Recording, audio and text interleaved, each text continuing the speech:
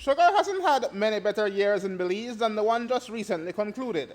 More than 140,000 tons of sugar milled from less cane in the field in near optimal weather and milling conditions. But Vice President of American Sugar Refining and the company's country manager for Belize, Celestino Ruiz, told News 5 that the best is always yet to come. Right now what we're doing is reviewing all the good, the bad, and the ugly that occurred really throughout this crop. So we can have some lessons learned, so we have some things to go tackle and improve upon from a performance from the milling standpoint. So right now we're looking over every variable that you can think of from the beginning all the way through the end of our process to see how we can improve.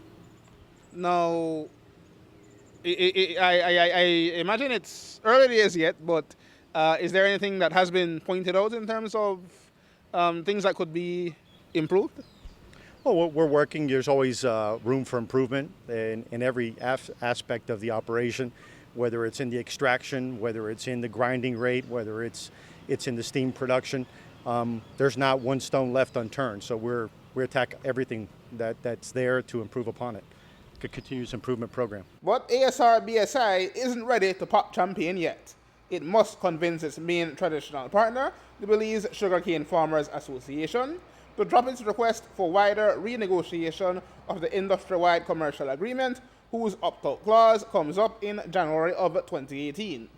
The association is consulting its farmers, but says that the price of bagasse and ownership of the product are critical to its coming on board with a proposed $22 million investment in the Tower Hill sugar mill. Ruiz says they can only go so far and not that far. If we're talking about reopening the commercial agreement and renegotiating it, the answer at this moment is no. The industry doesn't have the luxury of time on its side. This investment right now is at risk because we're moving too slow. We need to move forward where precious time is going by that we can't get back, unfortunately. So we need to move forward. This is an agreement that is mature. It's established itself over decades and decades.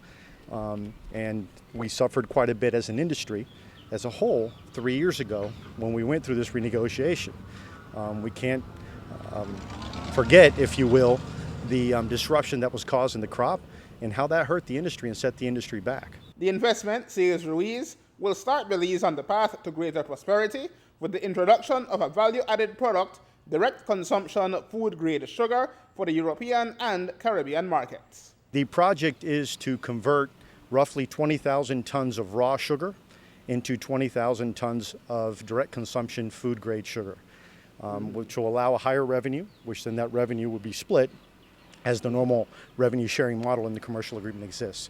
So we expect, instead of sending it as raw sugar, if we send it as direct consumption sugar, that should benefit the farmer to about $2 Belize per ton of cane. If we were to expand, we'd be expanding into more raw sugar. At this moment, with the changes in the EU, that is not the strategic decision that we feel we should be making as an industry, because we'd be making more raw sugar that's fighting for a commodity space at a very low price. So we would prefer the cane farmers and ourselves to be working on a smaller footprint, but be more productive on a smaller footprint.